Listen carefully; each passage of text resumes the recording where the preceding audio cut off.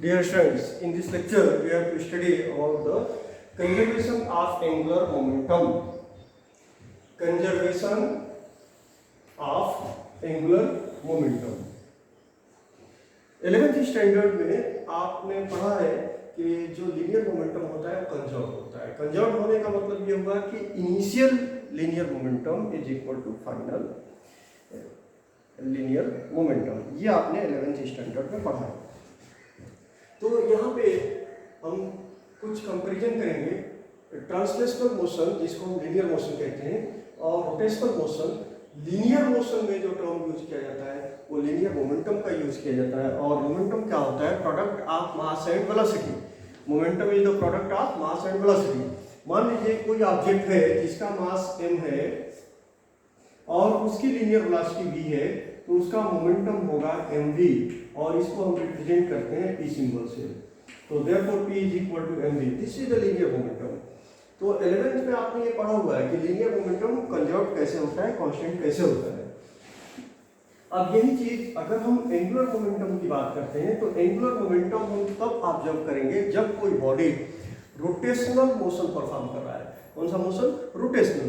तो कुछ टर्म्स जो लीनियर मोमेंटम और एंगुलर, कुछ टर्म्स जो ट्रांसलेशनल मोशन और रोटेशनल मोशन दोनों में यूज किए जाते हैं, लेकिन उनके बीच में कुछ सिमिलरिटीज हैं, जिसे हम ट्रांसलेशनल मोशन में उसको क्या बोलेंगे और रोटेशनल मोशन में क्या बोलेंगे, और दोनों एक दूसरे के सिमिलर हैं। तो आपको ये मालूम है कि जब कोई ऑब्जेक्ट ट्रांसलेशनल मोशन करता है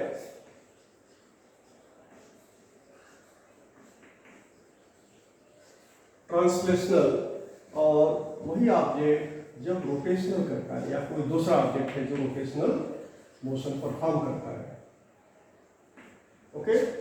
इसी अगर ये ऑब्जेक्ट है और ट्रांसलेशनल मोशन परफॉर्म कर रहा है, तो ये तो आपको मालूम है कि ये ट्रांसलेशनल मोशन परफॉर्म कर रहा है, या ऐसे मोशन कर रहा है, कर्व लीनियर या रेक्टिलिनियर। ट्रांसलेशनल की बात मैं कर रहा हूँ। उसके बाद से मैं आता हूँ रोटेशनल में। रोटेशनल में अब ये रोटेशनल मोशन परफॉर्म हो रहा है, मतलब ये किसी एक्सिस के अबाउट घूम रहा है, रोटेट कर रहा है। ये हो गया रोटेशनल मोशन। लीनियर मोशन में डिस्प्लेसमेंट के लिए हम लोग s यूज करते हैं और इसको मीटर में मेजर किया जाता है। यही चीज अगर हम रोटेशनल मोशन में जाते हैं तो वहां एंगुलर डिस्प्लेसमेंट लिया जाता है, जिसको हम बोलते हैं थीटा। इसको रेडियन में मेजर किया जाता है। लीनियर वेलोसिटी को हम v से रिप्रेजेंट करते हैं और एंगुलर वेलोसिटी को ओमेगा से रिप्रेजेंट करते हैं, ओके। लीनियर एक्सेलरेशन को a से रिप्रेजेंट करते हैं और एंगुलर एक्सेलरेशन को अल्फा से रिप्रेजेंट करते हैं। लीनियर फोर्स f से रिप्रेजेंट किया जाता है, और जब रोटेशनल मोशन परफॉर्म किया जाता है तो उसके लिए जो रोटेशनल मोशन के लिए रिस्पॉन्सिबल है वो टार्क है। और टार्क आपको मालूम है कि जैसे मान लीजिए कि ये ऑब्जेक्ट है, तो अगर मैं यहाँ एक फोर्स अप्लाई कर दूं तो ये उसी डायरेक्शन में मूव करेगा, लेकिन अगर मैं सिंगल फोर्स अप्लाई करूं तो ये उसी डायरेक्शन में तो मूव करेगा, लेकिन रोटेशनल मोशन परफॉर्म नहीं करेगा। रोटेशनल मोशन के लिए जरूरी है कि अगर ये बॉडी है तो एक फोर्स हमने यहाँ से अप्लाई किया, एक फोर्स यहाँ से अप्लाई किया, दो इक्वल और ऑपोजिट फोर्सेस दो डिफरेंट प्लेसेस पे लगाए बॉडी के, तो यह बॉडी रोटेशनल मोशन परफॉर्म करेगा। तो फोर्स इज सिमिलर और analogous to that of the torque, okay. Linear momentum is p और एंगुलर मोमेंटम इज l। तो अब अगर इसको आप देखेंगे तो फोर्स के लिए हम क्या यूज करते हैं? Force is equal to mass into acceleration. m is the mass of the body and a is the linear acceleration. ऐसे टार्क की अगर बात हम करते हैं तो this is equal to I alpha. I क्या है? I is the moment of inertia of the body and alpha is the angular acceleration. तो इसमें फोर्स एनालॉगस हो गया टार्क के, जिसको हम टाउ से रिप्रेजेंट कर सकते हैं, और mass is the analogous quantity to that of the moment of inertia. और linear acceleration is analogous to that of the angular acceleration, या angular acceleration is analogous to linear acceleration. वैसे linear momentum mass m है किसी particle का या किसी body का, और वो v वेलोसिटी से मूव कर रहा है, तो mv क्या हो गया, उसका लीनियर मोमेंटम हो गया। और angular momentum you know that is L is equal to, angular momentum को कैसे रिप्रेजेंट करेंगे, L is equal to r P,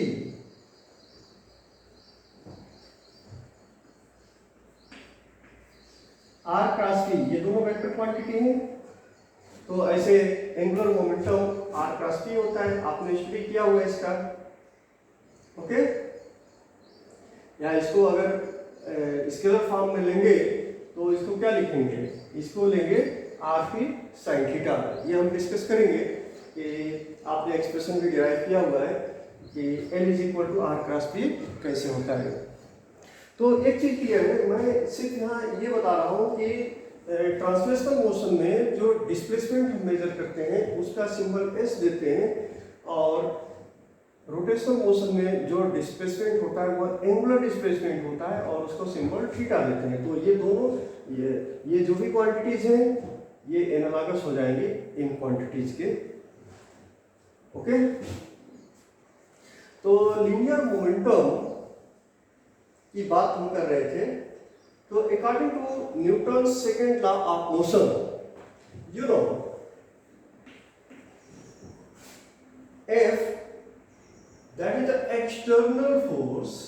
किसी बॉडी पे अगर आप एक्सटर्नल फोर्स की बात कर रहे हो, इंटरनल फोर्सेस की बात नहीं कर रहे, एक्सटर्नल फोर्स की जो अप्लाई की, तो external force is equal to, अगर आपने फोर्स लगाया किसी बॉडी के ऊपर एक्सटर्नल, तो उसमें मोमेंटम आएगा, और कितना मोमेंटम आएगा, rate of change of momentum is equal to force. तो therefore if change in momentum is delta p in time delta t, मतलब डेल्टा p मोमेंटम चेंज हुआ कितने टाइम में, डेल्टा t टाइम में, तो external force is equal to delta p upon delta t।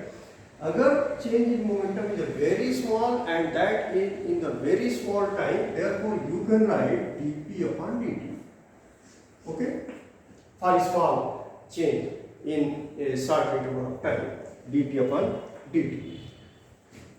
Vector form में अगर लिखना चाहें तो फोर्स वेक्टर क्वांटिटी है, मोमेंटम की वेक्टर क्वांटिटी है, तो therefore this external force is equal to dp upon dt, okay।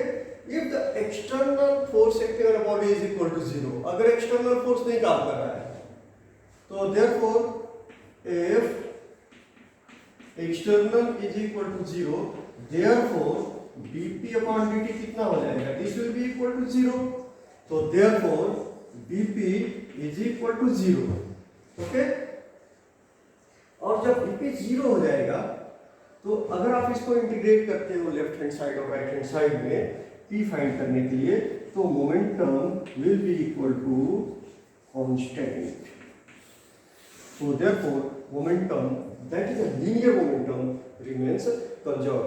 तो कंजर्व्ड का मतलब क्या हुआ, लीनियर मोमेंटम कंजर्व्ड होने का मतलब क्या हुआ, जैसे अगर किसी बॉडी का इनिशियल मोमेंटम pi है और फाइनल मोमेंटम pf है, तो इनिशियल मोमेंटम फाइनल मोमेंटम के बराबर होना चाहिए if f external is equal to 0, f external is equal to 0। तो सेम चीज ये जो हमने अप्लाई किया, ये हम रोटेशनल में अप्लाई करने जा रहे हैं, रोटेशनल, इसलिए कि हम यहाँ पे किसकी बात कर रहे हैं, एंगुलर मोमेंटम की बात कर रहे हैं, एंगुलर मोमेंटम मतलब L की बात कर रहे हैं, ओके। तो नाउ फोर्स के एनालॉगस क्वांटिटी कौन सा है, रोटेशनल मोशन के लिए फोर्स का जो एनालॉगस क्वांटिटी है वो टार्क है।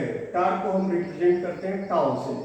तो external torque acting on a body is equal to delta L upon delta T. यहां पे भी हम वही यूज करेंगे, delta L upon delta t for a very short interval of time. If the change in angular displacement is angular momentum is very small, therefore you can write dl upon dt. Okay. Or if external torque acting on a body is equal to 0, means tau external is equal to 0, तो क्या हो जाएगा यहाँ पे dl upon dt will be equal to 0. और ऐसे ही हमको क्या मिल जाएगा, L is equal to constant. L is equal to constant means L is equal to constant if external torque acting on a body is equal to 0. It means initial angular momentum is equal to final angular momentum if the no external torque acting on a body is equal to initial angular momentum is equal to final angular momentum if external torque acting on a body is equal to 0. तो अब इसको हम systematic way में इसको derive करेंगे कि conservation of angular momentum के बारे में।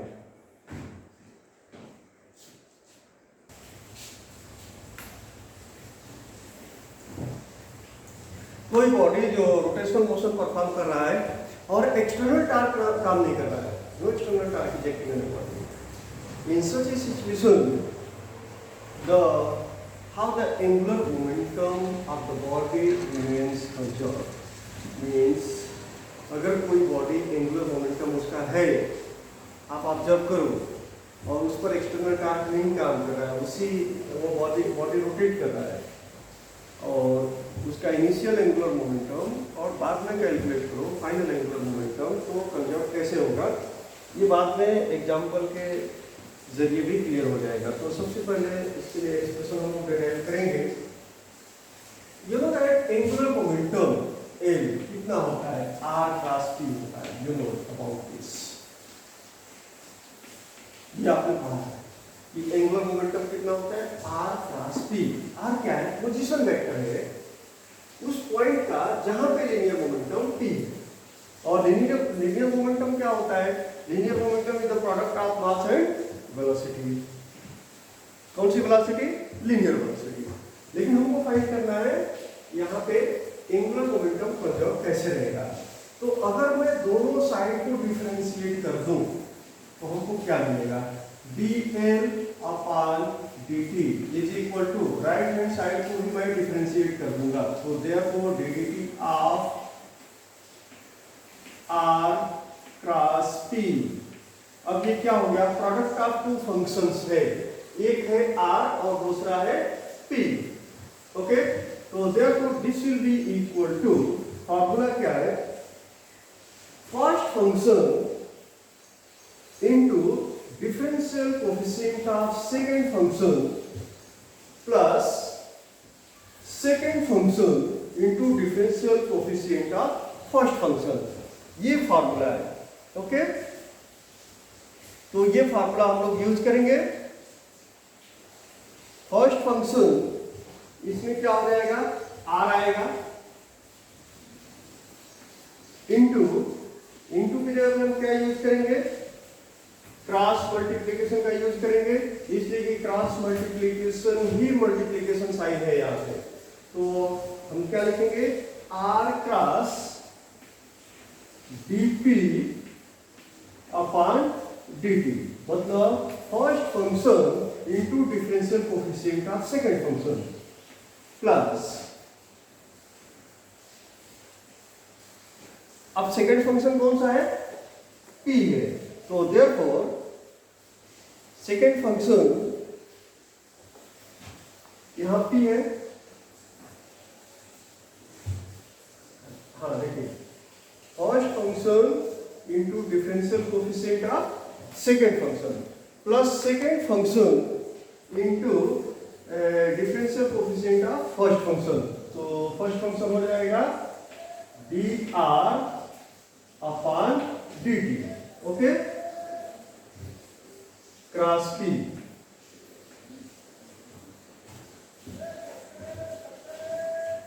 दिस इज इक्वल टू अब इसको हम सिंप्लीफाई करेंगे, dp upon dt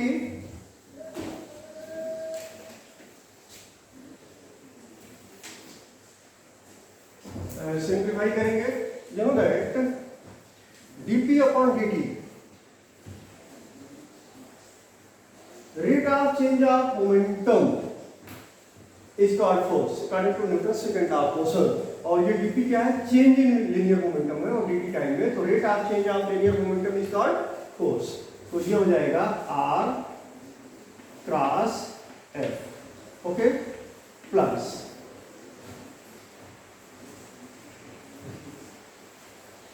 dr upon dt, what it is, r is the position vector, so therefore dr upon dt is the rate of change of position, and rate of change of position is called velocity। तो ये हो गया v cross p, p क्या है, p is the momentum, so therefore this will be equal to r cross f plus v cross mv। तो m को आप बाहर ले लेंगे, तो therefore this will be equal to r cross f plus m को बाहर अगर आप ले लेते हैं तो ये बन जाएगा v क्रॉस v।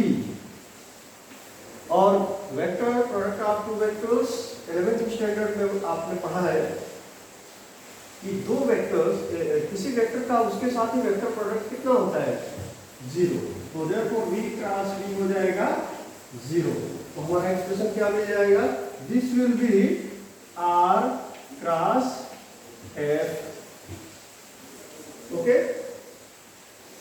और r क्रॉस f क्या हो जाएगा, r cross f is the torque acting on a body, this is the torque acting on a body। तो यहाँ पे हमने फाइंड कर लिया कि dl अपॉन dt क्या मिल गया, dl upon dt is equal to torque, okay. dl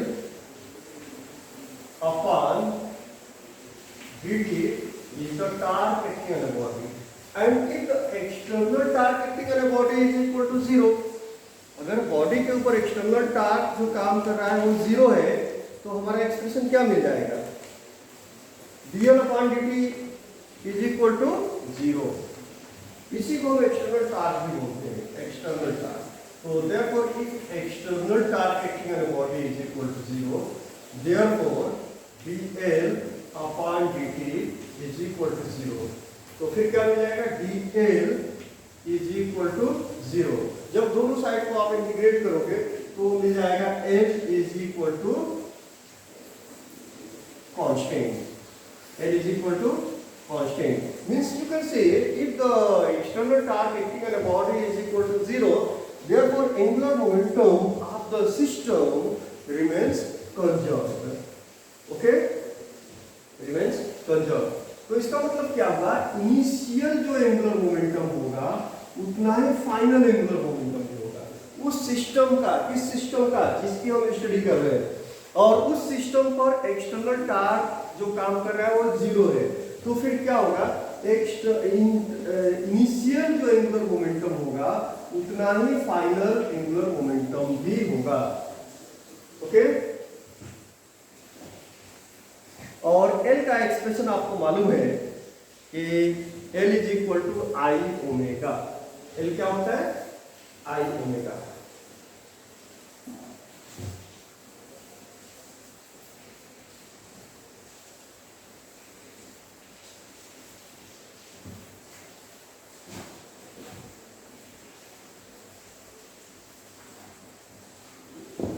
L is equal to I omega. तो ये चीज हम यहां रखते हैं। जैसे मान लीजिए कोई सिस्टम है और उसका इनिशियल जो मोमेंटम है, एंगुलर मोमेंटम है L1 है, ओके। तो मोमेंट ऑफ इनर्शिया को हम I1 ले लेते हैं और एंगुलर वेलोसिटी को ओमेगा1 ले लेते हैं। एक्सटर्नल टॉर्क काम नहीं कर रहा है उस सिस्टम के ऊपर, तो फाइनल जो एंगुलर मोमेंटम है L2 है, मोमेंट ऑफ इनर्शिया I2 होगा और एंगुलर वेलोसिटी ओमेगा2 होगा। तो therefore you can see according to law of conservation of angular momentum I1 omega1 is equal to I2 ω2। तो क्या होता है, कंजर्व कैसे हो जाएगा, कांस्टेंट कैसे हो जाएगा। जैसे कोई बॉडी है, जिसे मान लीजिए कि मैंने अपने हाथों में 2 वेट ले लिया है, 2 वेट ले लिया है, तो जितना मेरे बॉडी का मोमेंट ऑफ इनर्शिया पहले था अभी उतना रहेगा, उससे ज्यादा रहेगा, अभी उससे ज्यादा रहेगा। अब इस सिचुएशन में मोमेंट ऑफ इनर्शिया ज्यादा है या ऐसे ज्यादा है, इस सिचुएशन में मोमेंट ऑफ इनर्शिया ज्यादा हो गया। क्यों ज्यादा हो गया, इसलिए कि moment of inertia I = mr² होता है। मेरे बॉडी का मतलब ये जो पूरा सिस्टम है, इसका मास तो कांस्टेंट है, मैंने वेट पहले से ले रखा है, ये कुछ मासेस मैंने अपने हाथ में ले रखा है, तो ये जो सिस्टम बन रहा है उसका मास तो कांस्टेंट है। अब मैं चेंज क्या कर रहा हूँ, डिस्ट्रीब्यूशन ऑफ मास चेंज कर रहा हूँ। यहाँ पे मैंने रखा, तो ये डिस्ट्रीब्यूशन ऑफ जो मास है वह मेरे बॉडी के ज़्यादा करीब है। और अगर मैं ये बात करूँ कि ये जो वर्टिकल एक्सिस है इसके अबाउट मैं रोटेट कर रहा हूँ, तो ये जो डिस्ट्रीब्यूशन ऑफ मास है मेरे बॉडी के ज़्यादा करीब है, तो मोमेंट ऑफ इनर्शिया r पे डिपेंड करता है, मतलब distance from the axis of rotation to the mass, distance between the axis of rotation to the mass. तो यहाँ अगर मैं दूर ले जाता हूँ तो ये जो डिस्टेंस है एक्सिस ऑफ रोटेशन से वो इंक्रीज कर रहा है, इंक्रीज कर, अब ज़्यादा हो गया, तो मोमेंट ऑफ इनर्शिया मैं चेंज कर रहा हूँ बॉडी का। तो इस तरह से आप देखेंगे कि पहले सिचुएशन में अगर मैं बात करूँ, मैं फ्रीली कोई एक्सटर्नल टास्क काम नहीं कर रहा है, ऐसे टेबल पे खड़ा हूँ, जो टेबल अपने आप फ्रीली फ्रिक्शनलेस ऐसे रोटेट कर सकता है। अगर बॉडी के ऊपर फोर्स, अगर इस टेबल को रोटेट करना चाहो तो फ्रिक्शनलेस ऐसे रोटेट कर सकता है। ऐसे टेबल पे अगर मैं खड़ा हूँ और मैं ऐसे रोटेट कर रहा हूँ, एक बार फोर्स लगा के छोड़ दिया, ओके। तो आप 2 सिचुएशन आप जब करो, तो एक सिचुएशन में हमने मास को दूर रखा था तो मोमेंट ऑफ इनर्शिया ज्यादा हो जाएगा। दूसरी सिचुएशन में करीब रख दिया, मोमेंट ऑफ इनर्शिया कम हो गया। तो यहाँ ओमेगा के ऊपर क्या इफेक्ट पड़ने वाला है, ओमेगा के ऊपर इफेक्ट ये पड़ने वाला है कि जब मोमेंट ऑफ इनर्शिया ज्यादा था तो ओमेगा 1 कम हो जाएगा, और जब मोमेंट ऑफ इनर्शिया कम हो गया तो ये ओमेगा ज्यादा हो जाएगा। दोनों का प्रोडक्ट कांस्टेंट ही रहने वाला है, दोनों का प्रोडक्ट क्या होगा, कांस्टेंट होगा। जब ये मोमेंट ऑफ इनर्शिया इंक्रीज करेगा, एंगुलर वेलोसिटी डिक्रीज हो जाएगी। जब ये सिचुएशन होगा तो यहां पे क्या हो जाएगा, एक डिक्रीज करेगा, एक इंक्रीज।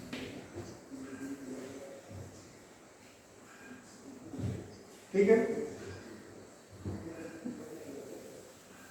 तो अभी मैं इसका एक एग्जाम्पल लेता हूं जो बुक में आपके दिया हुआ है। ये तो समझ में आया। जिसे मान लीजिए कि कोई बॉडी रोटेट कर रहा है, ओके, आपका जो मोमेंट ऑफ इनर्शिया था 40 SI में था, और ये जो एंगुलर वेलोसिटी थी ये मान लीजिए कि 10 सपोज है, तो ये दोनों का प्रोडक्ट हो गए तो 400 SI यूनिट में आ गया। अब क्या होगा, अगर ये आपका I2 कम हो गया मोमेंट ऑफ इनर्शिया, जैसे कि मैंने बताया कि मोमेंट ऑफ इनर्शिया मैंने कम ज़्यादा किया, तो अगर मान लीजिए 20 पे आया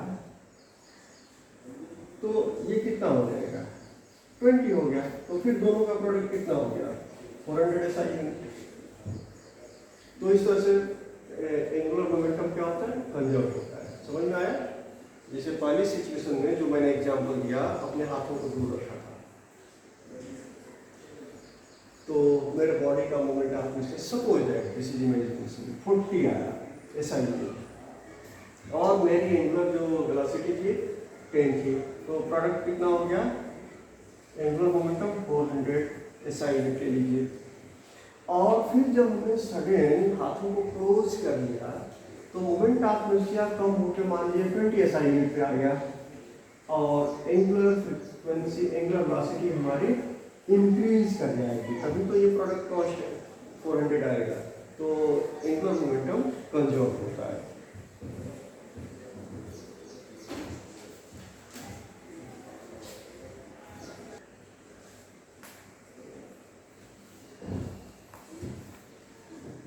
नाउ बैलेट डांसर, यहाँ पे एंगुलर मोमेंटम को कंजर्व कैसे किया जाता है? बैलेट डांसर क्या एक ऐसा परफॉर्मेंस है जिसमें जो डांसर होता है वो ऐसे प्लेटफॉर्म पे खड़ा रहता है, ऐसे टेबल पे, जो टर्न कर सकता है गोल गोल, या इस तरह के इवेंट जिसमें अपने बॉडी के मोमेंट ऑफ इनर्शिया को चेंज करके जहाँ पर रोटेशनल मोशन परफॉर्म किया जाता है। रोटेशनल मोशन मतलब गोल गोल घूमना, उसी को बोलते हैं रोटेशनल मोशन।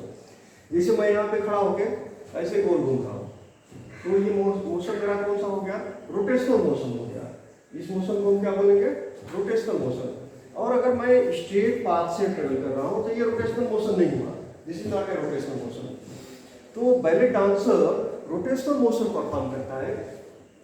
तो यहाँ पे मैंने दो एग्जांपल दिया। ये ऐसा टेबल है, ऐसा टेबल जो किसी एक्सिस, जो वर्टिकल एक्सिस के अबाउट ऐसे गोल गोल घूम सकता है फ्रीली।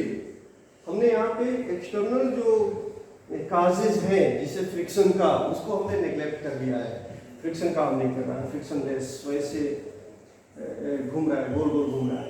और एयर रेजिस्टेंस को भी हमने नेग्लेक्ट कर दिया है। तो फ्रीली यह हमारा जो टेबल है ये गोल गोल घूम रहा है। ये दो सिचुएशन मैंने लिया है, 1 और 2। ये यहाँ पे एक बैले डांसर है जो स्ट्रेट खड़ा है, अपने पैरों को ऐसे दूर रखे हुआ है, हाथ को स्ट्रेच कर लिया है और अपने हाथों में दो मास ले रखा है, दो मास ऐसे ले रखा है और रोटेट कर रहा है अबाउट दिस वर्टिकल एक्सिस। ये जो वर्टिकल एक्सिस है इसके अबाउट ये रोटेट कर रहा है। तो इसकी कुछ ना कुछ एंगुलर वेलोसिटी तो होगी। मान लीजिए कि इसकी एंगुलर वेलोसिटी है ओमेगा 1 और इसके बॉडी का मतलब ये पूरा सिस्टम का मोमेंट ऑफ इनर्शिया है I1। तो I1 omega 1 will be the initial angular momentum. अब यहाँ पे अगर डेटा मैं दे देता हूँ, मान लीजिए कि I1 हमारा है I1 40 kg मीटर स्क्वायर, इसलिए मोमेंट ऑफ इनर्शिया का SI यूनिट होता है kg मीटर स्क्वायर। और ओमेगा 1 है 2 रेडियन पर सेकेंड। तो L1 कितना हो जाएगा?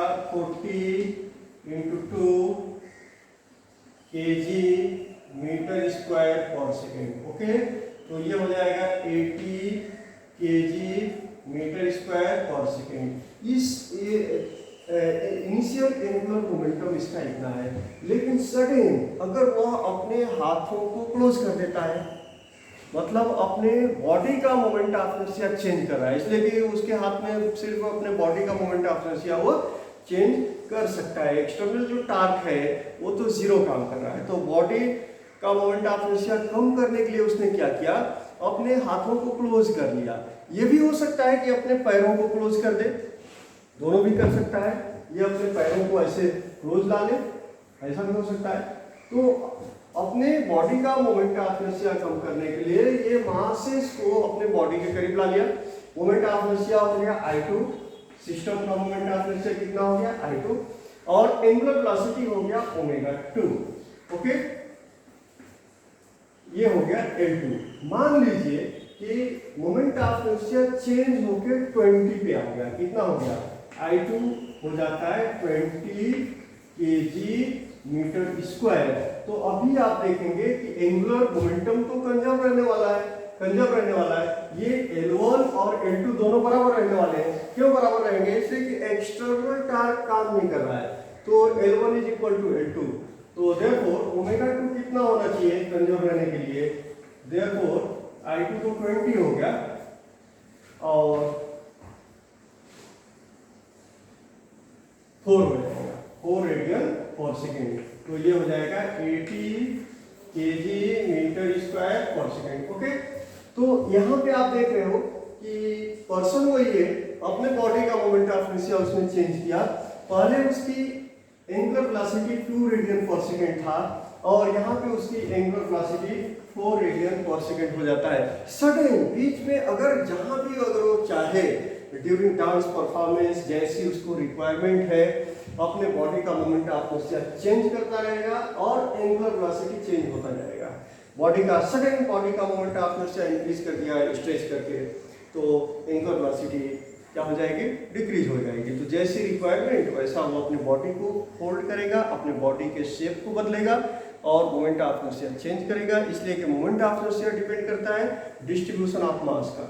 जिस एक्सिस का अबाउट वो घूम रहा है उससे मास का डिस्ट्रीब्यूशन बढ़ा देगा, दूर कर देगा, मोमेंट ऑफ इनर्शिया इंक्रीज हो जाएगी। तो इस तरह से अपने बॉडी को डिफरेंट शेप देगा और वह अपने एंगुलर वेलोसिटी को चेंज करेगा। This is the application of conservation of angular momentum.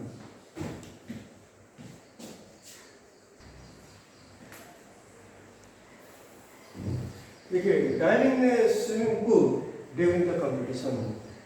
कोई पर्सन है जैसे जो स्विमिंग पूल में जंप करता है और ऊपर से जंप किया और एयर में ही अपने बॉडी को कई एक रोटेशन दे दिया, ऐसे गोल गोल घूमने लगा एयर में, और गोल गोल घूमने के बाद वो जाके स्विमिंग पूल में गिरता है।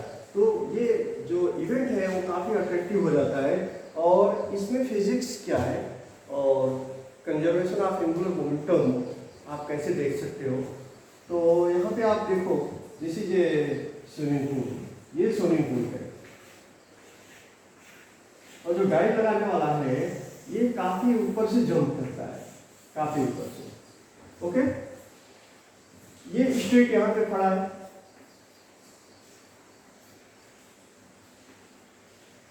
जंप लगाने के बाद इसको चेंज करने के लिए क्या इसके पास चीज है, इसलिए कि फर्स्ट टाइम ही इसने जो भी अपने बॉडी के ऊपर एग्जर्ट करना है जंप लगाने के लिए, तो जो फोर्स जो टार्क लगाया उसने फर्स्ट टाइम लगा दिया, जंप कर दिया। लेकिन इस एयर में उसने क्या चेंज किया अपने बॉडी का, जिससे वो रोटेट करते हुए नीचे गिरा और कई बार रोटेट किया एयर के अंदर। जैसे मान लो इसने ऐसे ऐसे जंप किया है ऐसे, तो यहाँ पे उसको गिरना है, ठीक है। जब इसने जंप किया अपने बॉडी को स्ट्रेच किया, स्ट्रेच जब अपने बॉडी को स्ट्रेच किया उसका मोमेंट ऑफ इनर्शिया तो ज्यादा रहने वाला है, इसलिए कि जब मास का डिस्ट्रीब्यूशन दूर रखोगे ज्यादा रहने वाला है। तो अपने बॉडी को डिफरेंट शेप देके और मोमेंट ऑफ इनर्शिया को चेंज किया जा सकता है। कैसे किया जा सकता है, अपने बॉडी को बेंड किया जा सकता है। ऐसे ये गिर रहा है, अपने बॉडी को ऐसे बेंड कर लिया और बेंड कर लिया, तो इसका जो मोमेंट ऑफ इनर्शिया हो गया कम हो गया, तो इसकी जो एंगुलर वेलोसिटी होगी वो इंक्रीज हो जाएगी। इसलिए कि L is equal to I omega, L is equal to I omega. तो यहाँ पे आई हम चेंज कर रहे हैं, आई को क्या कर रहे हैं, चेंज कर रहे हैं, तो ओमेगा चेंज होने वाली है। आई को अगर हम डिक्रीज करेंगे ओमेगा इंक्रीज करने वाला है। तो अगर यहाँ पे और ज्यादा बेंड कर दिया अपने बॉडी को, और ज्यादा बेंड किया, तो इसकी जो एंगुलर वेलोसिटी होगी और ज्यादा हो जाएगी। तो इस तरह से अपने बॉडी के मोमेंट ऑफ इनर्शिया को वह डिक्रीज करेगा और डिक्रीज करने से उसकी जो एंगुलर वेलोसिटी होगी इंक्रीज होगी और एयर के अंदर ही कई बार रोटेट कर जाएगा, और जहां उसको जरूरत पड़ेगी बॉडी को स्ट्रेच कर देगा, मोमेंट ऑफ इनर्शिया इंक्रीज हो जाएगी और एंगुलर वेलोसिटी क्या हो जाएगी, डिक्रीज हो जाएगी। तो इस तरह से इस शो को ज्यादा अट्रैक्टिव बनाया जा सकता है। और जो भी कंपटीशन में इस तरह के जो कंपटीटर्स होते हैं जो हिस्सा लेते हैं, वह शो को ज़्यादा अट्रैक्टिव करने के लिए अपने बॉडी का मोमेंट ऑफ इनर्शिया चेंज करते हैं। और चेंज करने का तरीका उनके पास क्या है, बॉडी के शेप को बदलते हैं। जितनी उनको अगर एंगुलर वेलोसिटी उनको ज़्यादा करनी है तो अपने बॉडी को कम सिमट देंगे बेंड करके, जिससे मोमेंट ऑफ इनर्शिया कम हो गया। मोमेंट ऑफ इनर्शिया बढ़ाना है, स्ट्रेच कर देंगे, मोमेंट ऑफ इनर्शिया ज़्यादा हो गया। तो जब मोमेंट ऑफ इनर्शिया डिक्रीज करेगा तो यहाँ आप देख रहे हो एंगुलर वेलोसिटी इंक्रीज हो रही है और एयर में ही वो कई बार रोटेट कर जाते हैं और ये शो को अट्रैक्टिव बनाने के लिए।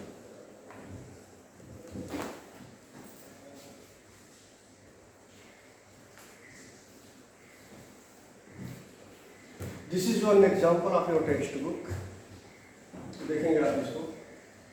ए spherical water balloon is revolving at 60 rpm. In the course of time, 48.8% of its water leaks out. With what frequency will the remaining balloon revolve now? Neglect all non-conservative forces. तो अभी जो मैंने example इससे पहले दिया था उसी का एक एप्लीकेशन है। तो बैलून में क्या भरा हुआ है? वाटर भरा हुआ है, और वो वाटर 48% लीक हो जाता है, तो मतलब बैलून का मोमेंट ऑफ इनर्शिया चेंज हो जाता है। तो पहले जिस एंगुलर फ्रीक्वेंसी से एंगुलर वेलोसिटी से रोटेट कर रहा था, मान लीजिए कि उसका मोमेंट ऑफ इनर्शिया I1 था और लीक एंगुलर वेलोसिटी ω1 था, और जब लीक होने के बाद से उस बैलून का मोमेंट ऑफ इनर्शिया I2 हो जाता है, तो जाहिर सी बात है एंगुलर वेलोसिटी भी चेंज होगी। एंगुलर वेलोसिटी चेंज होगी मतलब एंगुलर फ्रीक्वेंसी चेंज होगी। तो सबसे पहले तो हम ये लिखेंगे कि यहाँ पे दिया हुआ क्या है, what is given to you. Okay, तो आप ये देख रहे हो स्फेरिकल बैलून, ये बैलून है, ये एक स्फेरिकल बैलून है जिसमें वाटर भरा हुआ है।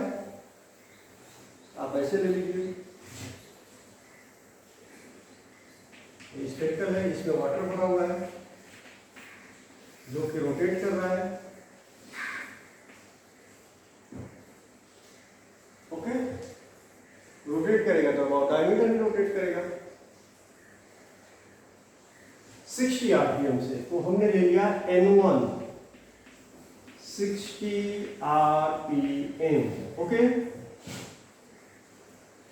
48% इसका वाटर लीक हो जाता है, 48% वाटर। तो 48% वाटर लीक होने के बाद बचता कितना है? पहले तो 100% है, अब कितना बच जाता है? 100 मान लीजिए कि 100 को यूनिट ले सकते हैं।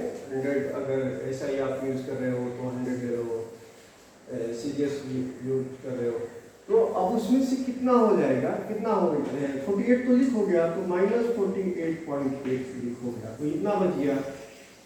तो पहले इतना वाटर 100% था, अब इसमें से इतना लीक हो गया। ठीक है, तो N2 कितनी होगी? Angular frequency. अब किस एंगुलर फ्रीक्वेंसी से ये रोटेट करेगा, ये क्वेश्चन है। तो इसको हम सॉल्व कैसे करेंगे? वही law of conservation of angular momentum use करने वाले हैं। तो ये गिवन क्वांटिटी मैंने लिख लिया। अब आप यहाँ पे देखेंगे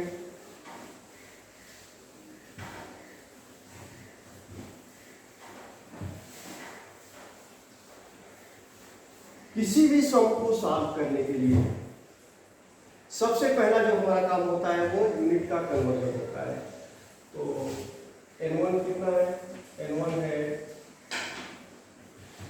60 rpm, मतलब 60 रिवॉल्यूशन पर मिनट। तो रिवॉल्यूशन पर सेकंड कितना हो जाएगा?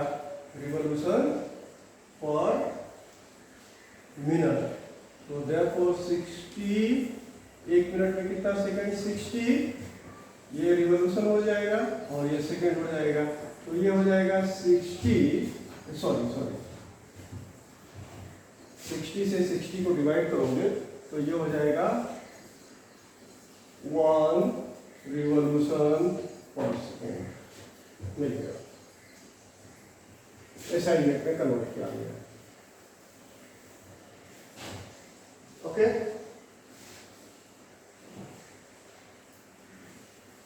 N2 यहाँ पे हमको कैलकुलेट करना है। वाटर हमने ले लिया 100 और जब इसमें से 48.8% लीक हो जाता है तो 100 में से 48.8% 48.8 हो गया। ओके,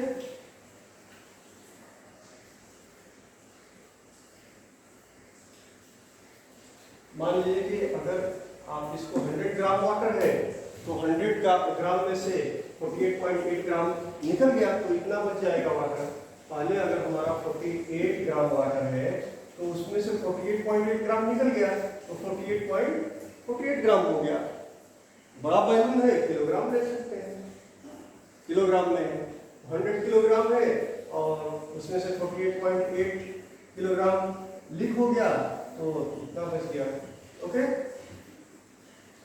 तो पहले हम मालूम करेंगे कि इनिशियल मोमेंट ऑफ इनर्शिया कितना है। Moment of inertia of a sphere is equal to 2/5 mr²।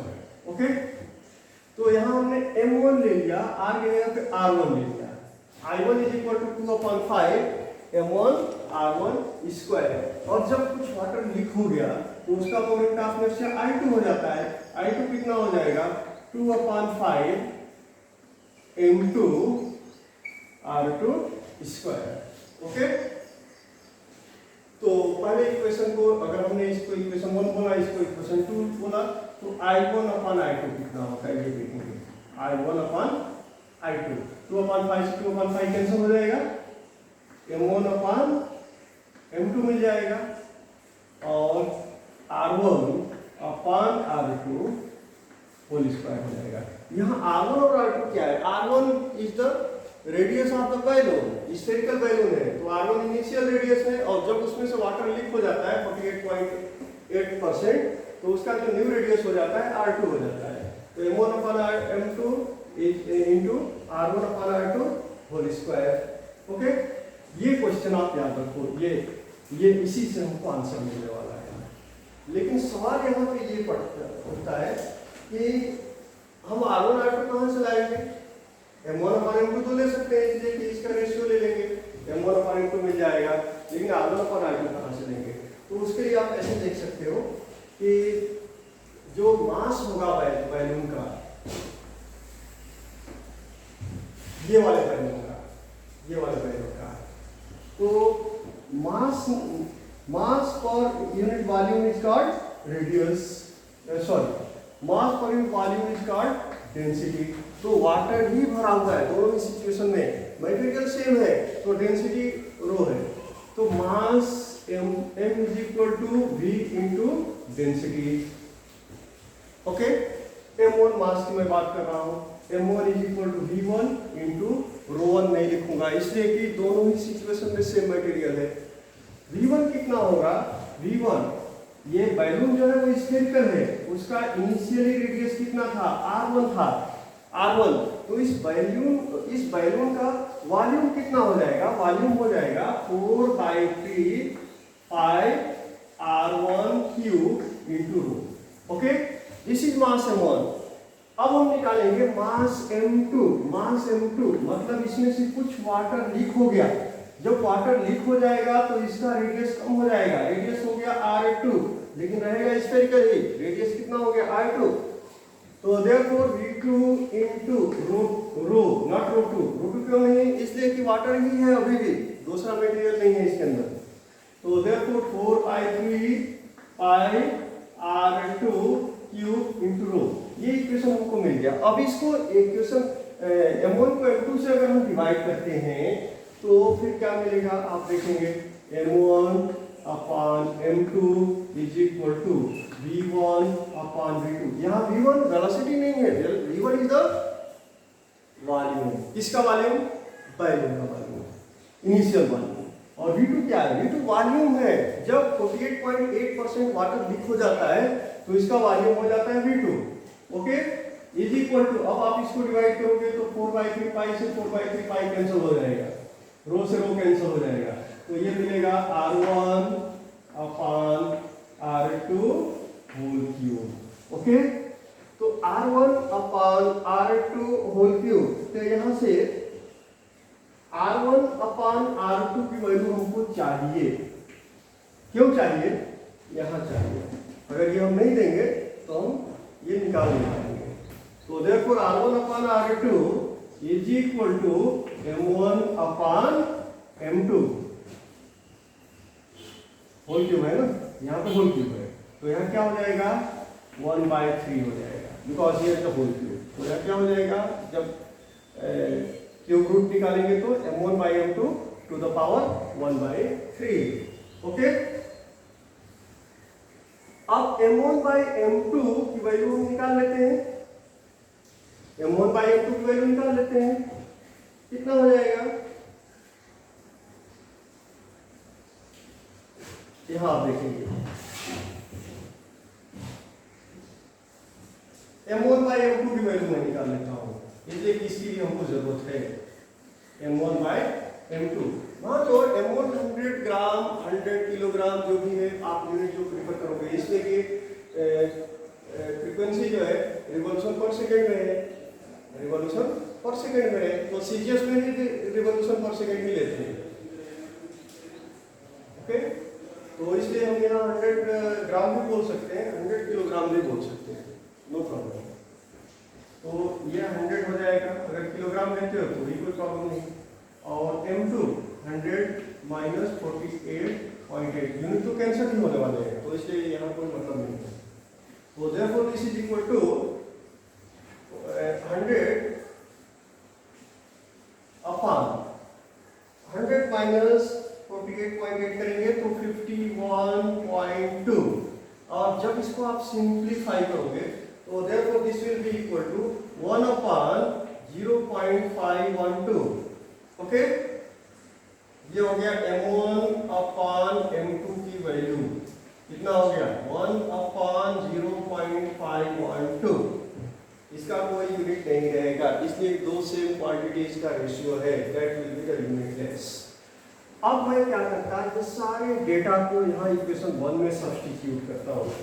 ये हमारे पास ये इक्वेशन 2 हो गया, ये इक्वेशन 3 हो गया, तो पहले मैं यूज करता हूँ इक्वेशन 2, तो therefore m1 upon m2 into r1 upon r2 whole square, तो ये हो जाएगा m1 upon m2 to the power 2/3, और सिंप्लीफाई करोगे तो ये हो जाएगा m1 upon m2 to the power 5/3। कैसे हो जाएगा, यहाँ पावर 1 है, 1 प्लस 2/3, 1 प्लस 2/3 एलसीएम 3, तो 3 plus 2 is equal to 5/3। Okay, तो I1/I2 की वैल्यू हमने निकाल दिया, कितना आया m1/m2 टू द पावर 5/3।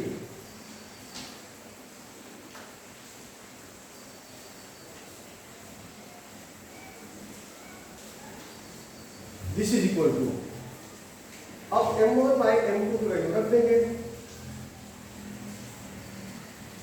यहाँ पे m1/m2 की वैल्यू रख देंगे। m1/m2 कितना है 1 अपॉन 0.512। ओके, तो I1 upon I2 is equal to 1 upon 0.512 to the power 5/3।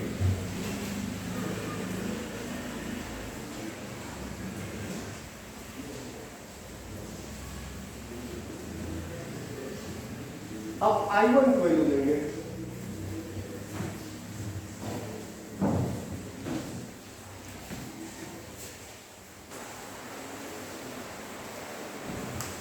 now according to law of conservation of angular momentum,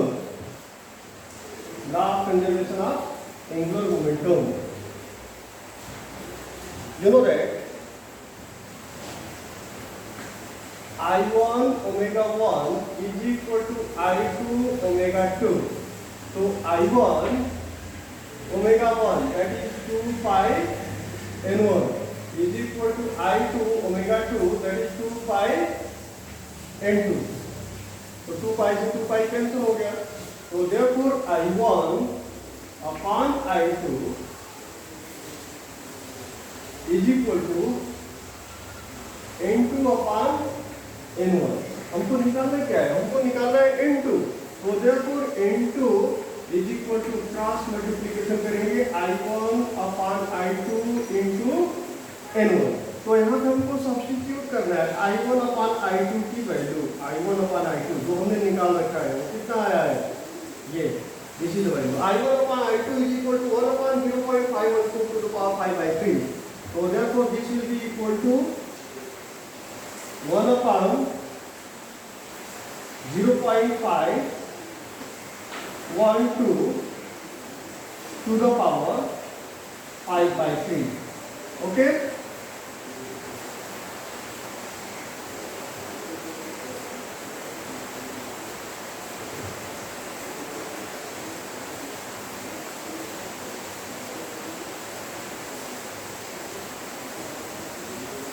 अभी आप यहाँ देखेंगे मैं क्या करता है M1 upon M2 look here यहाँ लिखा हूँ M1 upon M2 is equal to आया है 1 अपॉन 0.512 तो इसका मैं अगर क्यूब रूट निकाल देता हूँ क्यूब रूट ओके इसका पावर 1/3 कर देगा तो इसका भी पावर 1/3 करना होगा और ये 1/3 जब पावर करोगे तो कितना आ जाएगा ये हो जाएगा 1.25 जब क्यूब रूट आप इसका निकालोगे ये हो जाएगा 1.25 ओके तो m1 upon m2 to the power 1/3 तो इसको आप ऐसे लिख सकते हो देखो और n1 की वैल्यू तो 1 है ना 1 रिवॉल्यूशन तो इसको n1 तो 1 हो गया तो this will be equal to 1 upon 0.512 to the power 1/3 और होल का पावर कितना हो जाएगा 5 हो जाएगा तो therefore this will be equal to इसका क्यूब रूट कितना होगा जो हमने यहाँ निकाला है 1.25 तो देयरफॉर 1.25 टू द पावर 5 और जब आप इसको सिंप्लीफाई करोगे तो ये आपको आंसर देगा 3.052 और ये SI यूनिट क्या हो जाएगा SI यूनिट इज रेडियन पर सेकेंड इसलिए की फ्रीक्वेंसी है तो रेडियन पर सेकेंड तो your answer is N2 will be equal to